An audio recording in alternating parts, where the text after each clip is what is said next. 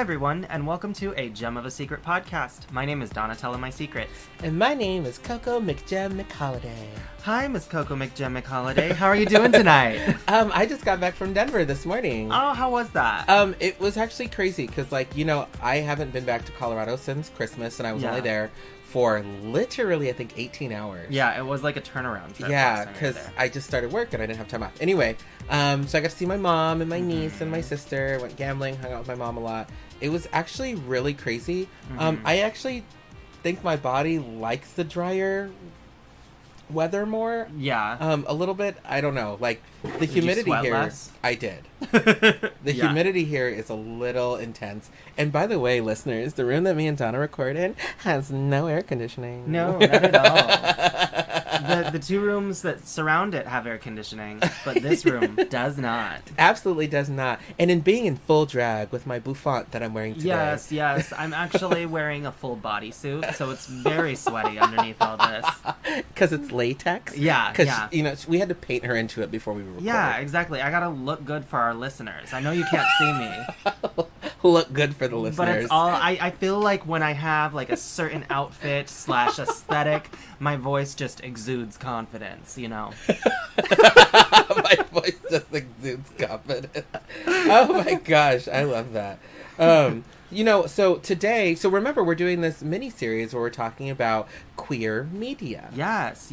And today we're going to be starting our part 1 of gay television, which I feel like is maybe even more...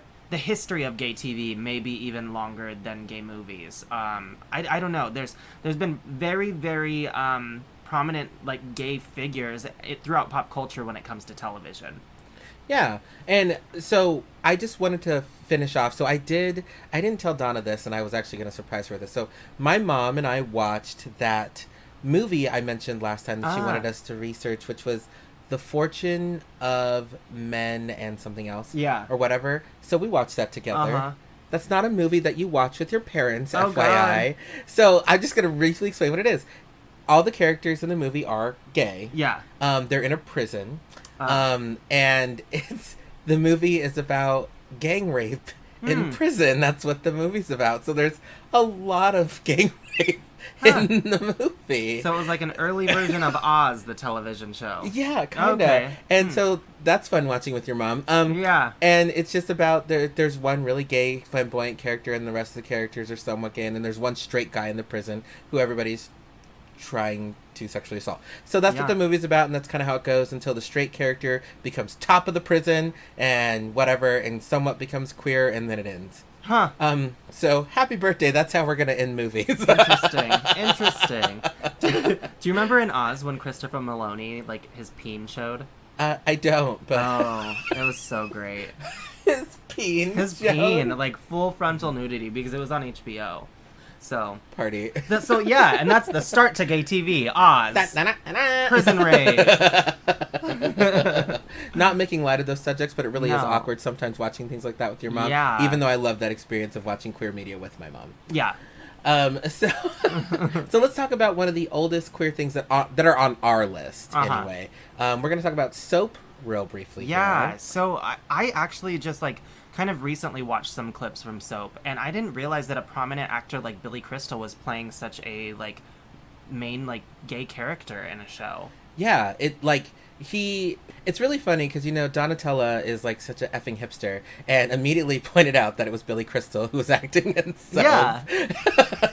Yeah, I was very surprised by that. But, it was groundbreaking for its time. It was. In a lot of these shows, too, and we're going to touch on these subjects a little bit later, so there are moments in queer media where there is always that, like, scene where usually a woman is actually telling somebody about queer life and what it's like and how to be like. We all know that famous scene from the Golden Girls, of course, but one that isn't on our list is there actually is a scene, I believe, from Dynasty that has it too. And like there's just these moments to where somebody's like, it's basically just saying they're just like everybody else. And that's the scene that me and Donatella were watching in Soap with his character and his aunt that we're talking. Yeah, and she's like, in my day there were no homosexuals. When of course there were, they were just very closeted because you know what, you could be sent away for being gay. Like it was still considered a mental illness. Mm-hmm. Like there was you could be arrested. There were sodomy laws. There were all sorts of Oh, things. the sodomy laws. I forgot about that. Yeah. Oh, yeah. So it was literally against the law back in that time. So it's just very interesting watching that clip and like seeing where the times were at when this show was airing. I know. And then the other thing too is like when we watch these shows, like it's weird seeing somebody who's struggling with coming out versus somebody who's proud to be out, or somebody who's been living as out. Like that's just, it's so different to be able to, because remember the reason we're doing this series is because like it was so interesting for us to be watching these movies or TV shows or whatever like that when we're trying to understand our own sexual orientation. Because that's what's kind of crazy about when you're straight, you have so much media to consume where you're going to see characters that represent who you are a little bit. Moving... There aren't really many examples, though, of prominent gay characters in television from the 80s, especially when it comes to like lead characters, because of possibly, I would guess, the AIDS crisis, as well as it being during the Reagan administration, where people kind of had to hide away during that administration for a little bit. Right. It wasn't until really the early 90s when we saw these gay figureheads really come to prominence in television. Yeah, agreed. And they usually were in niche markets, like, for instance, the RuPaul show. Yes. Which is not the best media that I've ever seen. It's not even about RuPaul specifically. I've watched a couple of episodes. It's like Oprah, it's like a talk show or whatever where she brings on celebrities and they just ask things and most of the stuff wasn't super deep. It just was like I remember watching the one with Cher and it was like, Cher, out of these 3 people, who would you bang? I was like, really? This is what you want to talk to Cher about? And Cher was just so over it. You could tell the whole time. Where's Cher not over it? Cher not over Side note, really quick. I watched a TikTok of this girl that was filming Cher because I guess Cher walks the same like nature trail that this girl walks. And she was like, hi, how's it going, ladies? And Cher's like, I'm fine. I'm going to take your head off with this stick. And the girl was like, no, you're not. And she's like, okay, I guess I'm not. Don't film me. But she does not like to be filmed. Oh, gosh. Cher's always over it. Oh, gosh. Cher is always over it. Oh, heavens. Another show kind of along those lines is like The Ellen Show, actually. Yeah. That, if we're... The sitcom. The sitcom. Yes. Before the talk show. Yes, before the talk show. I actually watched almost that entire series. Because it came on right before I was getting ready to work. And it was reruns. Obviously, it wasn't at the time when it was on. But the thing is, the show was actually really good. Like, Ellen is super funny, and the show was scripted well. 5 seasons. 5 seasons. Totally solid.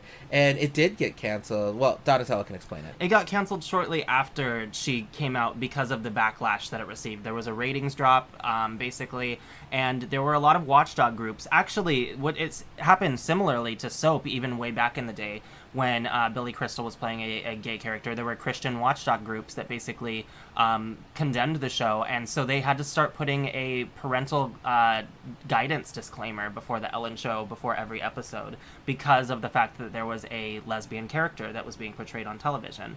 Right. And Will and Grace happened around the same time as well. Will and Grace was a little later. Yeah. But yeah, so like having... Which I know that queer rights groups think that Will and Grace did such a disservice to the queer community. I actually don't quite agree with that, and let me explain. I don't either. Like, because the thing is, these characters were only going to be able to be this popular if they were a little bit stereotypical. Yeah. And Will was gay. I mean, Will was the stereotypical...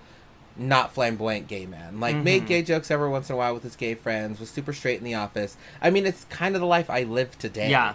Like, I don't make queer jokes in the office. I make really queer jokes at home, and I'm a drag queen. Like, so, like, that character still is relevant to me. And I know that people think it's problematic about how they forget that AIDS exists. Or they forget that HIV exists. And, like, all these other things. And all of that's incredibly important. But at the time... come on, for that show to be as popular as it was, my goodness. That representation was important. And I'll tell you how important it was exactly.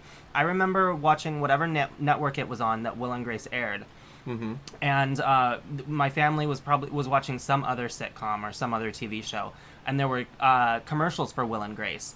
And my uncle and my aunt were watching as well, and they're like, I didn't know that Will and Grace was about gays.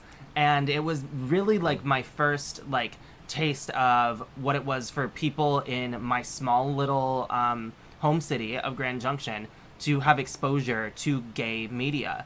And Right. although they treated it negatively, it was still there. And that is how people change their hearts and minds about our identities, is by seeing that representation.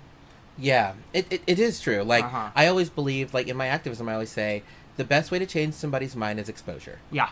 Like, if they have these things around them, then, or if they like a TV show so much, they're going to keep watching it, even if it has characters who don't identify the same way that they do. Yeah. I mean, it's true. And Will and Grace did a really great job with that. And I think they canceled the revival series or whatever. They might have, yeah. I think they canceled at this point. But I thought that was actually pretty good, too. Yeah. It didn't get the reception it needed, but I thought it was good. Yeah, definitely.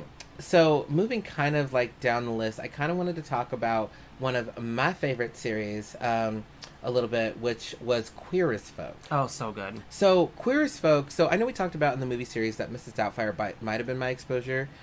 Queer as Folk was me having my sexual orientation and sexual awakening. Uh-huh. Like, because they didn't shy away from the conversations about queerdom or gay sex. To be honest, like, Yeah. for you listeners, it just didn't shy away from it. And it was an early 90s show, and it just, actually, was it 90s?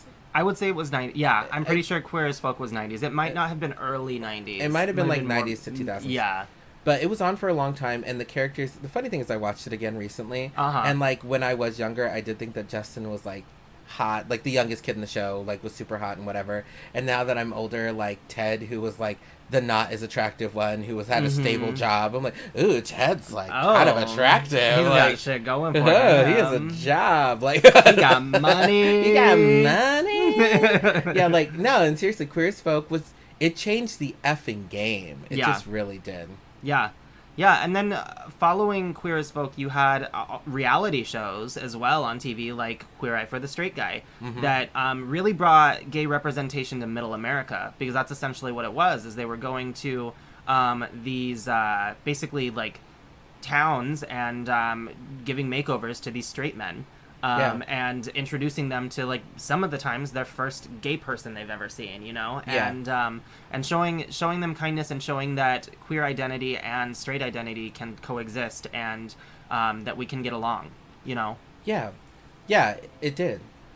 Yeah. So, what were some other shows for you specifically that really like stuck out around that time, I guess, or just that are kind of recent that have prominent gay figures? So the one still from that kind of time that had my sexual awakening was actually Noah's Ark. So that was a Noah's good Ark one. was predominantly black gay characters on television, and was only on for 2 seasons, I believe, and they had a movie, and that's how they wrapped up the whole series.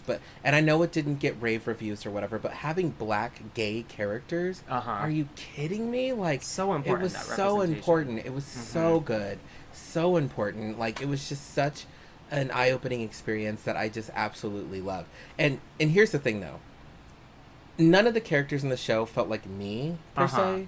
But seeing people that had my skin tone being very gay, or even not very gay, on television was everything I needed. Oh, most definitely. That type of representation is super important. And that actually, I think, was my true introduction to what drag could be. Yeah. There's one episode, and I've showed Donna this I remember video seeing before. that, yeah. Yeah, the drag scene where all 4 characters dress up in drag, the 4 Uh-huh. main characters, and they like give a drag performance, and I've performed to that song before. Yep. And that was my first, and I, Love is Really My Game, I think is the song.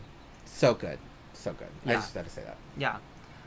That's kind of funny that you say that Noah's Ark. I didn't realize that it was 2 seasons in a movie, because another one of my favorite shows was Looking, and it was on HBO, and that only lasted for 2 seasons, and then they wrapped it up with a movie.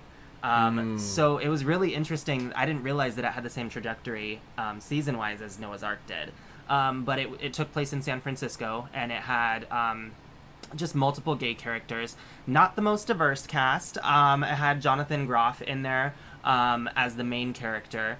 But there were different characters, queer characters of color that were in Looking as well, because it takes place in San Francisco. You can't have like just an all-white main cast when it comes to like taking place in one of the most diverse like queer meccas in the U.S. I've never seen Looking, actually, so I mean, it's so good. That actually makes me kind of want to watch it now. It's really good, actually, because of that. Yeah, it's really good. There was a scene that reminded me a lot of my relationship with my mom, and basically the main character, he invites his boyfriend to go to this family wedding that he's supposed to bring him to, and the boyfriend doesn't show up because they get into a fight before that. And the mom and the main character have this very clouded kind of not the best relationship, and she says something along the lines, and she's like, honey, if Mark, or whatever his name was, I can't remember exactly what his name was, but if he didn't show up here today, it has nothing to do with me and has everything to do with you. And wow. she's like, you can't blame me for this. She's Wow. like, I may have done a lot in not accepting you, but you can't blame me for this. Wow. And it definitely... Wow. Yeah. That reminds me of actually just from Queer as Folk, Justin's mom in the show actually was married and like actually ended up like, you know, getting a divorce and whatever because the father couldn't accept that his son was gay. Mm-hmm. And his mom throughout the series became somewhat of a PFLAG mom because of that. Yeah. I forgot to ask, because I always do this because I have such a bad memory and I drink heavily. Donna, how are you doing this evening? Oh, I'll let you know after this brief commercial break. Have you ever been drunk off your ass at a gay bar during a drag show and thought, you know what, I can do that. Doesn't look too hard. Maybe if I control the yellow shots, I can have more for myself. then have we got a show for you. Cooking Up a Queen, a brand new limited series brought to you by the CD Studios. Over the course of a 10-week run, you'll be brought into the flagrant and fanciful world of queer nightlife, with Camp Wanakiki finalist Coco Jim Holiday and rising star of the Portland drag scene, Touche Douche. These two will delve deep into what it takes to be a drag entertainer, the do's and don'ts of newcomers on the scene, as well as discuss topics that you would never think would come up until you're a cross-dresser on the corner of 5th and Broadway. Trust me, you're going to want to pay special attention for that one because it's a lot. Make sure to tune in starting May 31st every Sunday for Cooking Up a Queen, available wherever you podcast.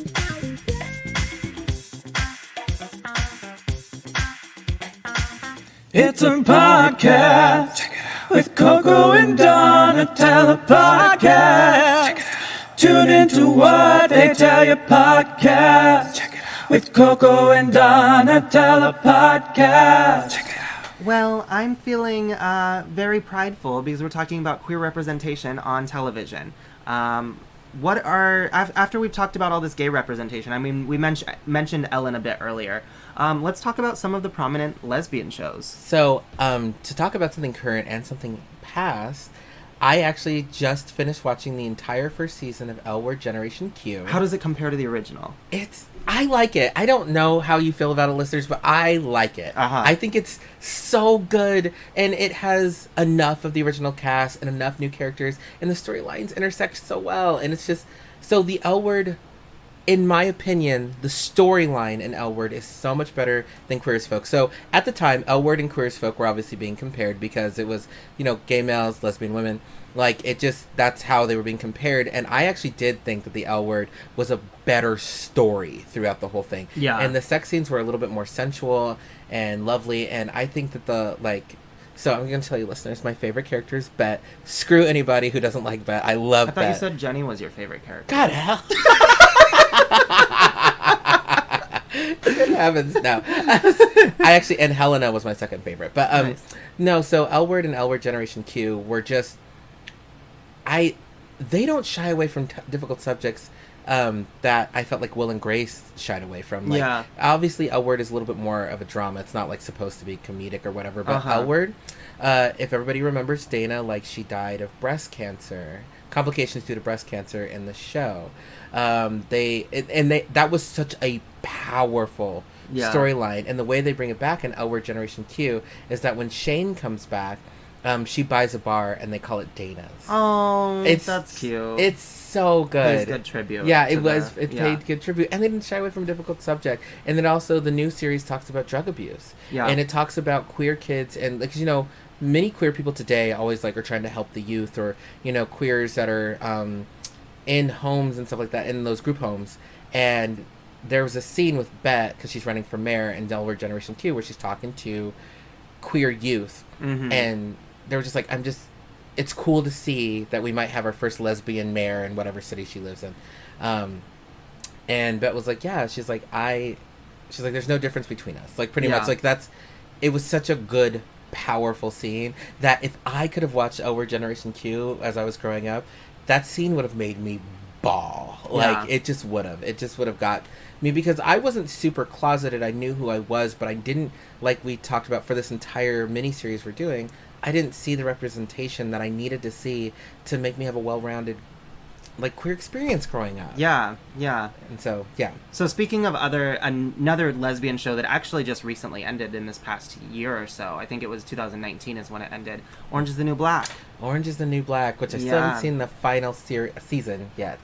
I think it ended on a decent note. It was very sad. Very, very sad. Because obviously, it's kind of a gloomy setting. I mean, it takes place in a women's prison. Yeah. And so you know that not every character is going to end up with a happy ending. But the cool thing about Orange is the New Black, too, is not only was it great for lesbian representation, but also the very first trans actress to be nominated for an Emmy Award was Yeah. Laverne Cox, and it was for Orange is the New Black.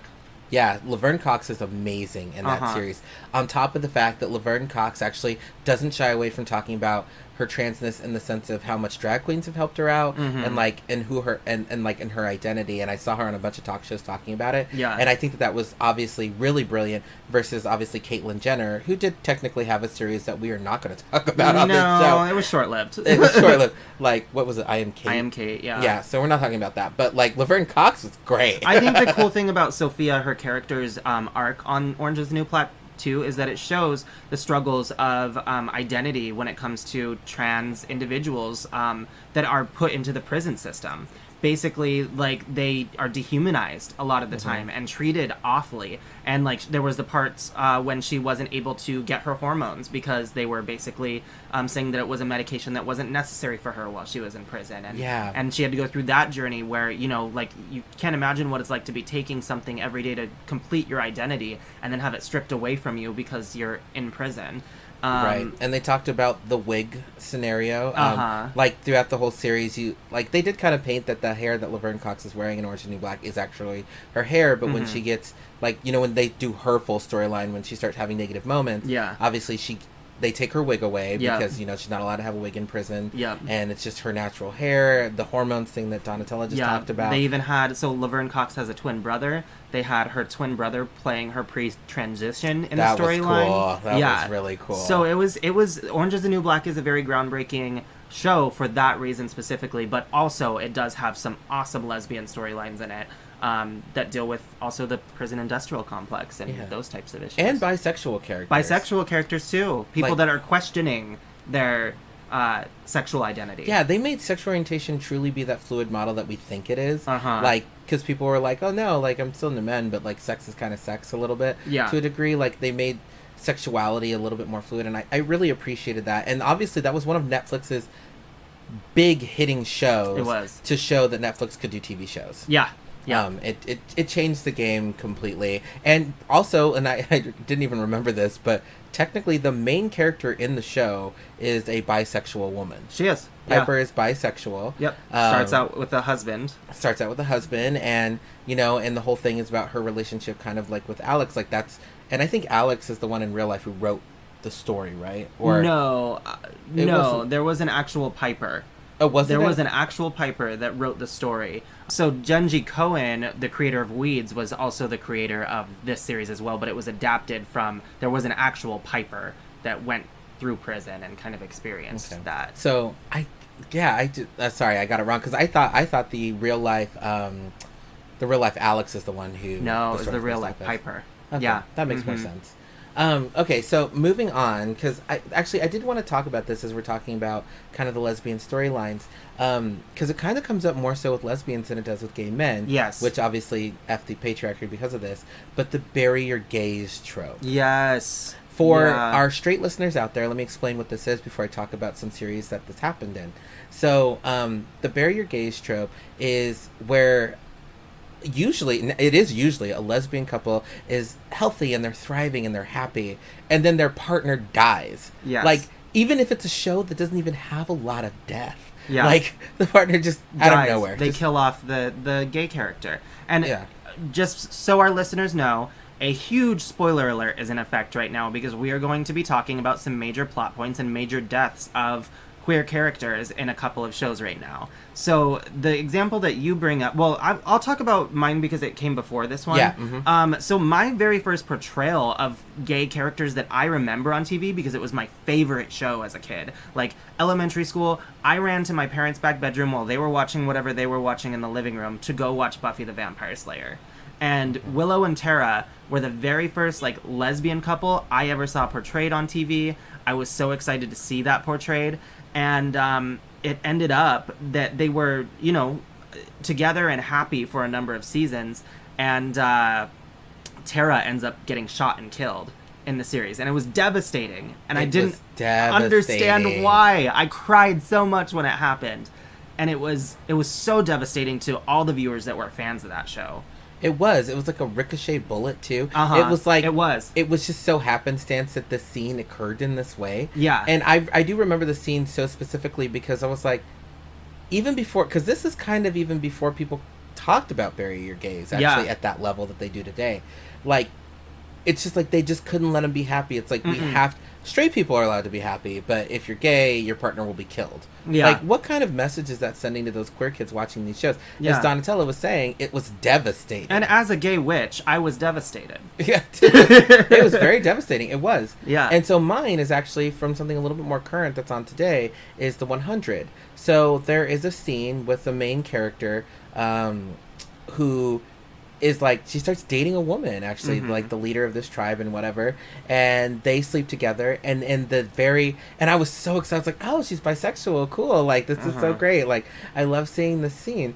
And then literally the next scene is they're like waking up in the morning and they're like kind of getting ready, and then the girl is shot. Yeah.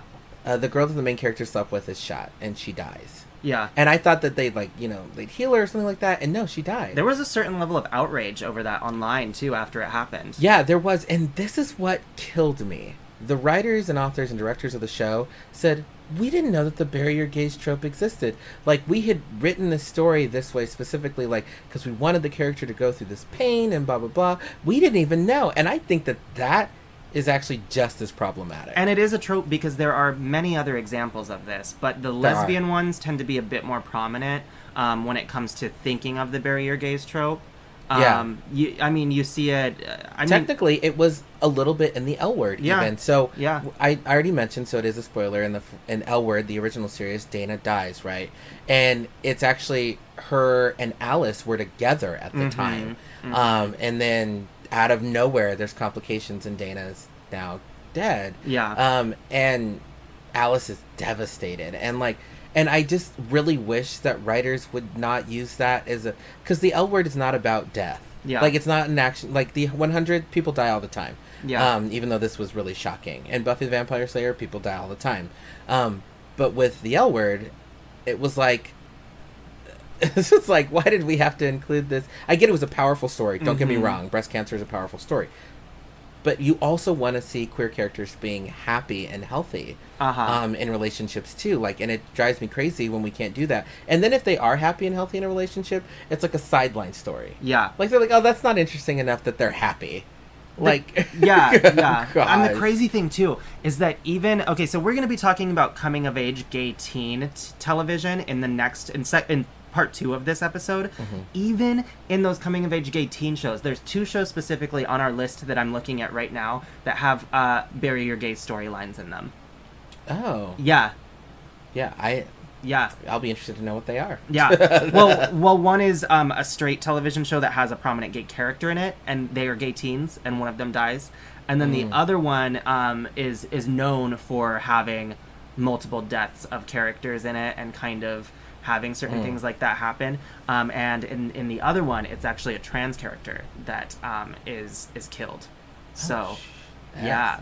Yeah. So the last two series that we're going to talk about to end off our first part of this, because we couldn't leave these off the list because they mean a lot to us. Yes. And yes, I know we could talk about RuPaul's Drag Race, but we've kind of talked about RuPaul's Drag Race on other episodes. We know it's a queer-related show. It's great media. We're also drag queens. It's great, blah, blah, blah. Billy Brothers Dragula, super great. Queer representation, blah, blah, blah, blah. Camp Wanakiki, super great, blah, blah, blah. Anyway, moving on.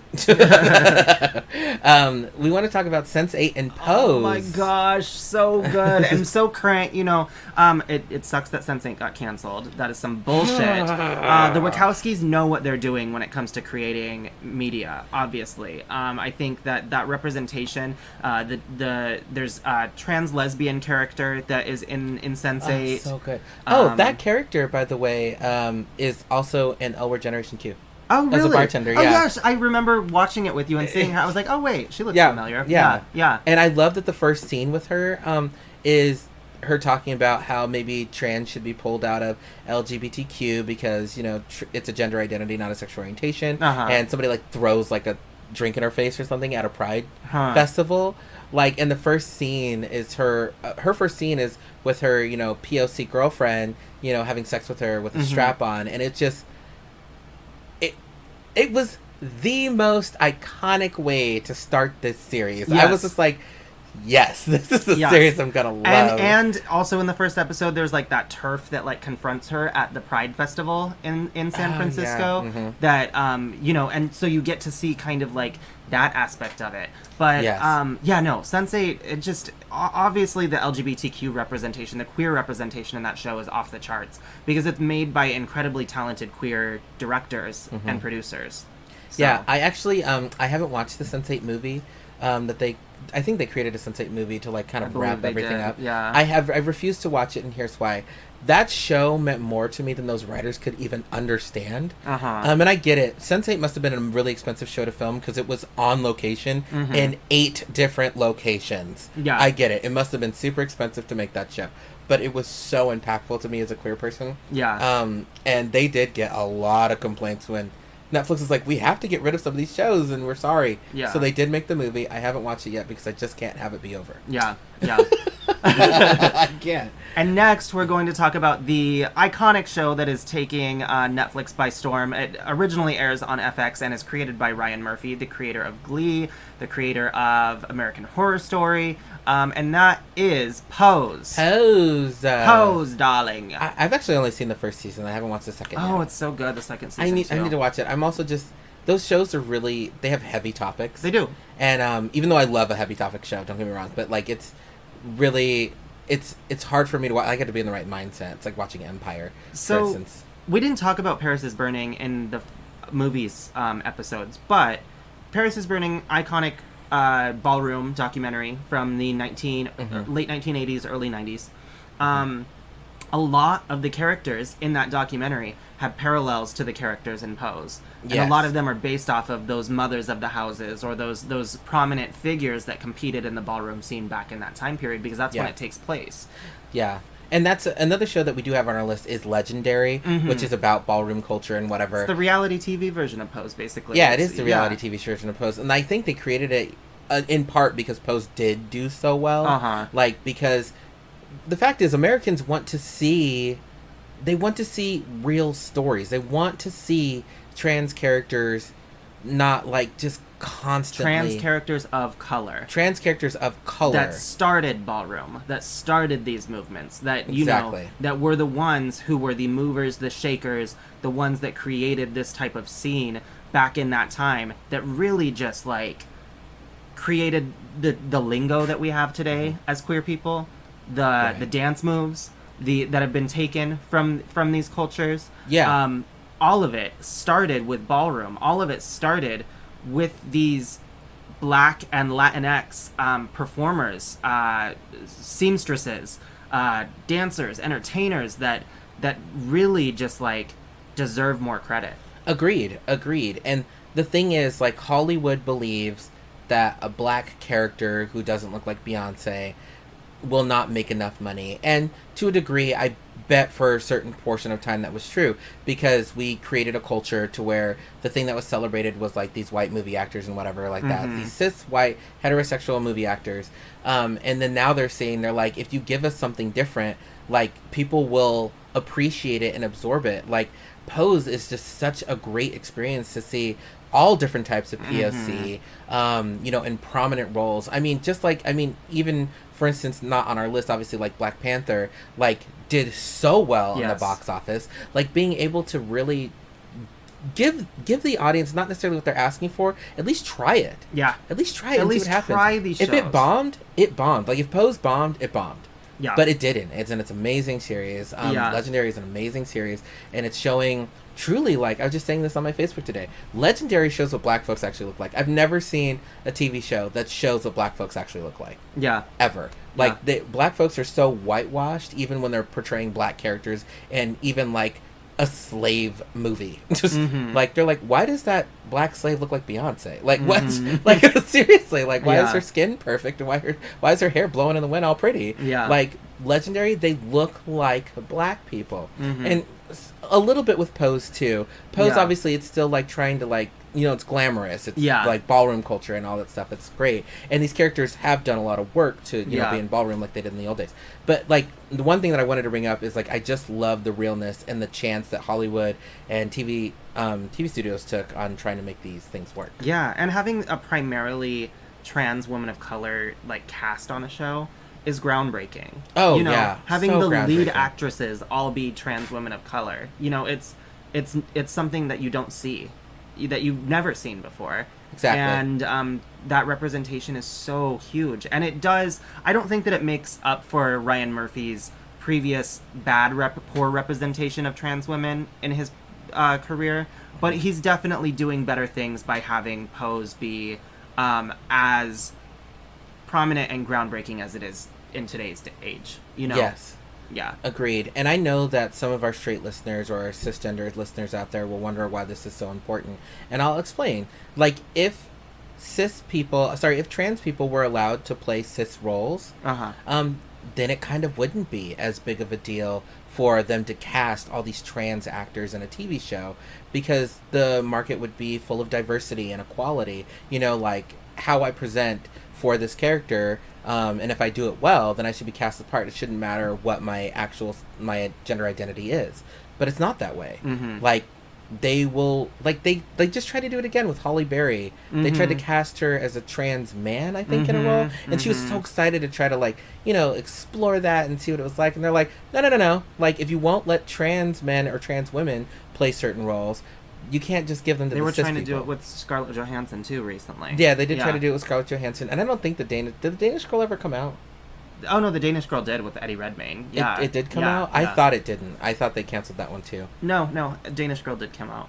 I'd actually be interested to see what it's like. If you've seen the Danish Girl, listeners, because I haven't, you should leave us a comment about what it was like. Was it problematic? I don't know. I didn't hear anything about it. I thought it got canceled, too. Yeah. But I think that just about wraps up our first part of movies. It does. For this episode. TV shows. Sorry. Gosh, Donna! This wraps up our first part of TV shows. We're going to do a part 2 that focuses more so on straight television that had prominent gay moments and characters, and then also coming-of-age gay teen portrayals in television as well, which there's a long list of both of those as well. Yeah, definitely. And I'm super excited to unpack all of this with you all. I know that we do have a lot of cisgender, heterosexual listeners that actually listen to our podcast. So check out some of these things that we talked about. Yeah. A lot of the shows, we didn't actually do a bad TV shows list on this specific podcast episode. So check out all of these things. They're all super good. The storylines are great, and many of the things we talked about. We talked about action, adventure, drama. Like, check it out. Seriously. Yeah, definitely give them a watch. They are worth it. Thank you all for listening to us this week. We will be back at you next week with part 2 of television with queer moments, and have a great rest of your week, listeners. Yeah. My name is Coco Gem Holiday at Coco Gem Holiday on Instagram. And my name is Donatella My Secrets. Find me at Donatella_My Secrets. Bye, everybody. Bye. This has been another episode of A Gem of a Secret podcast. The hosts of A Gem of a Secret podcast are Donatella My Secrets and Coco Gem Holiday. You may follow Donatella My Secrets at Donatella_My Secrets on Instagram. You may follow Coco Gem Holiday at Coco Gem Holiday on Instagram. Original music by Touche Douche and Party Favors. You can follow them respectively at The Touche Douche and at Party Favors Music on Instagram. For more exclusive content, visit www.agemofasecretpodcast.com. That is AJEM of a secret podcast.com. Be sure to tune in every week on Thursday for a new episode wherever you listen to podcasts. If you have any comments or questions, email us at agemofasecretpod@gmail.com. Please don't forget to like, rate, and subscribe. Until next time, goodbye.